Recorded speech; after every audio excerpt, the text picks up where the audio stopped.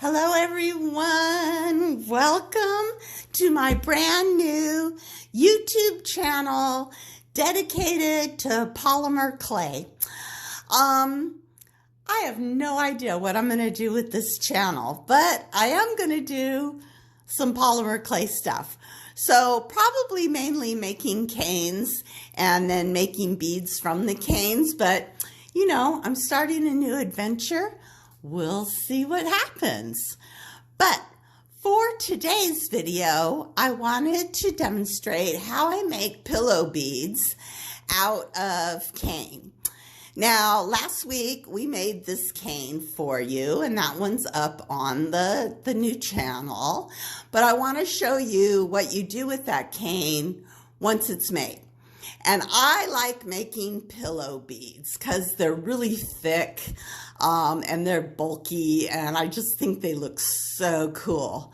I'm going to show you how I slice the cane, how I get the pillow effect, and then I do use all of my leftover clay to make coils, and I put a coil border on the bead. So there's one I made in pink colors, and then this one, I don't know what this one turned out as, but it's wild. Anyways, let's go ahead and get started.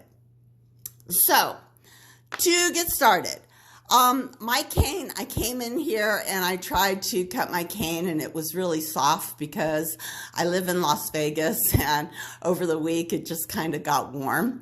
So I put my actual canes in the refrigerator. I'm going to leave them there for about 10 minutes or so they can cool down. I don't like cutting soft canes because the colors, they kind of get all smooshy and they kind of rub together and they get all distorted. So I like having my canes kind of cold when I slice them so that it doesn't distort the color. So while those canes are cooling off, I thought I would show you how to make a coil. And I have a lot of leftovers and garbage ends and stuff of the cane we did last week. Little colors here. Here's the big one that I have that I'm going to save this one for later. But yeah, I just take the ends and I use those ends to make the coils with. So how do we make the coils? Well, they're really easy. Just take your end and just start cutting it up. And I want to be like one of those chefs who says, I want a fine dice. Dice it up. I don't know, like an onion, I guess. Carrots, celery, anyone? A mirepoix, isn't that how the chefs say it? And I just start to cut it up into little chunks. It doesn't really matter how big or how small they are, I just cut them. And then I take those chunks, I kind of mix them up a bit, and I smush them together into a log. And I know what everyone's thinking now. You can make Natasha beads. And yes, excuse me, we are going to make Natasha beads probably next week. But today I wanted to show pillow beads, and these coils are part of the pillow bead. So anyways, I have a log here, and I'm just going to start rolling it out. And I'm actually going to cut it in half because I want my coils to be a little smaller. So down we go, just rolling, rolling, rolling. Oh, sorry, I've got a frog in my throat. I'll be right back. I need a drink of water. Okay, sorry about that. We're back, and I've got my coil that I think I'm going to roll it out to about a quarter of an inch or so. There we go. Okay, so now we've rolled out that log to a quarter of an inch. And what I do is I just hold one side down, and then I just start rolling the other side. And that is how I make my coils. And then, you know, if you can move your hand and get down toward the end there.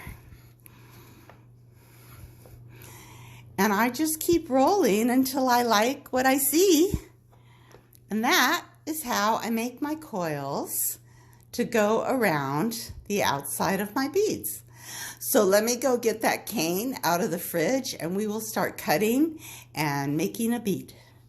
Okay, here's my cane fresh out of the refrigerator. We are ready to go. Now, along with your coil, you are going to need some scrap pieces of clay to make the pillow with that goes on the inside. And I've got some of that right here. And I have this is a lamp work mandrel. I use this to put the hole in the bead. But you can use like a skewer or something. And I'll show you that at the end. Okay, here we go. I've got my blade. Now, I try really hard to slice it straight down, but it's hard and I'm out of practice. So just do the best you can. The thickness of the slice, again, I'm out of practice, so they're not super thin. I don't know what that is exactly. 1/8 of an inch maybe. Whatever. Anyways, I've got my 2 slices here. I am going to take a piece of scrap clay and I'm just going to smush it down into like a fat little disc. Just kind of a fat little disc. Provide some bulk. I put it in the center of one of the cane pieces and then I take the other cane and I lay it on top. And you'll see on your cane where you'll have the lines that can line up your registration lines, I guess. And I just kind of smush everything together.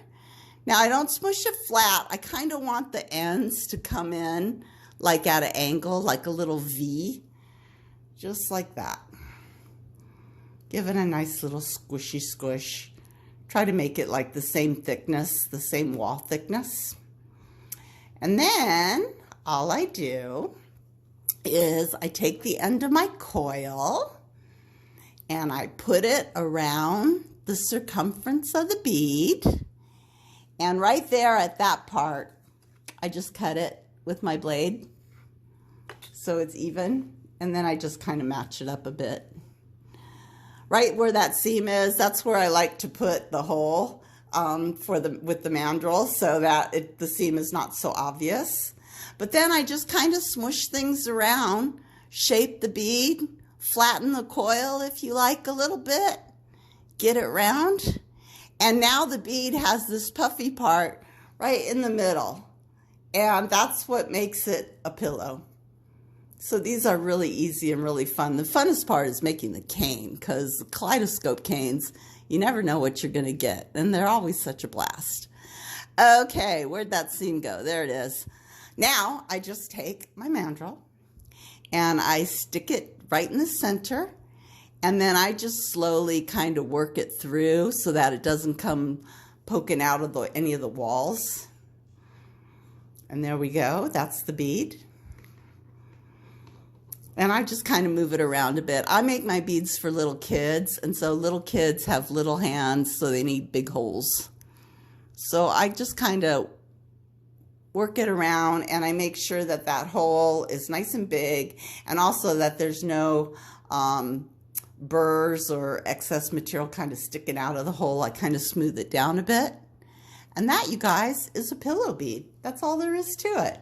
I'm going to put this on my little oven tray. I will bake these beads at 250 degrees for about half an hour, and then I let them cool, and they come out great. Anyway, I hope you like this video. It's really short and sweet and fun. Go forth, make stuff, and I will see you soon. Bye.